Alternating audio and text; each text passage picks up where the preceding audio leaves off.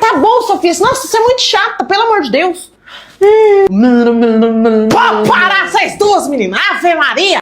Eu tô com fome, eu vou na lanchonete ali. Mãe, eu também tô com fome, eu também quero ir na lanchonete. Então vá na lanchonete também, Sofia. O que será que eu vou comer? Olha, mãe, tem salgadinho de salsicha, mas só tem 10.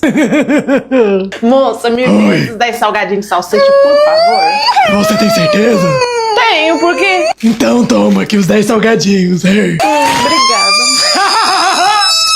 Sofia, o que você vai querer? Fala pra moça. Eu não quero mais nada não, mãe. Ai, moça, eu não vou querer nada não, tá? Muito obrigada. Parabéns, vocês são as vencedoras. Ganharam o quê, meu Deus? O salgadinho?